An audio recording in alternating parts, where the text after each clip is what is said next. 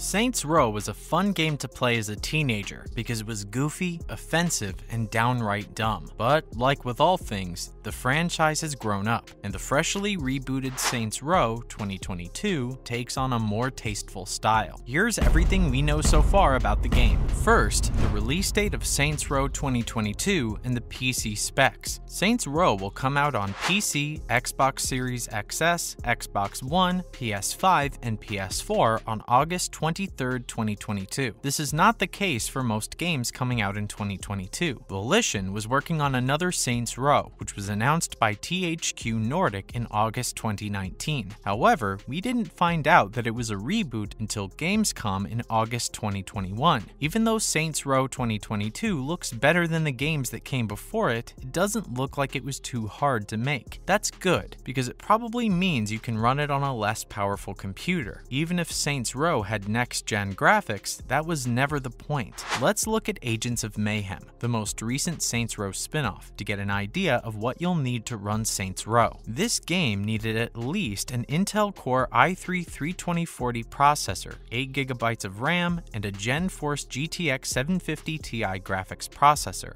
The recommended specs, on the other hand, called for an Intel Core i5-4670K CPU, 12GB of RAM, and a GTX 1060 GPU. Since Agents of Mayhem came out in 2017, the next specs that might be suggested are an RTX 2060 Super. That's not bad, especially since the best cheap gaming laptops have RTX 3060 GPUs. Next, the story and how to play Saints Row 2022. With a reboot, Saints Row is ditching aliens and giant dildos for a fresh start. The story takes place in the made-up city of Santo Ileso, based on the American Southwest, and focuses on the boss. Los Panteros, the Idols, and Marshall Defense Industries control Santo Ileso at the game's start. Los Panteros are strong melee fighters, while the Idols are deadmau5 with guns and more people. The Saints Row group consists of unhappy members of each gang. Nina is from Panteros. Besides being a mechanic, he also drives people away. Kevin, an Idol, never wears a shirt and is good at robbing. Then there's Eli, a Marshall businessman who left. As expected, gameplay changes. Superpowers and the boss aren't part of being president. Like the original, Santo Ileso has 9 districts to control. There's Rancho Providencio, El Dorado, and Monte Vista. Rancho Providencio is a rural town, a suburban area. The game looks like a better organized Saints Row 2, which is fine with me. Volition says driving is harder, and players can use new tools to explore vertical areas. As in other games in the series, the player can create a detailed character and choose their gender. Drop-in co-op is available, and the other player's story advances with the main players. Saints Row will get at least 3 DLC expansions after release. The music hasn't been discussed much, but most Saints Row games have licensed songs. I can't wait to see what it has.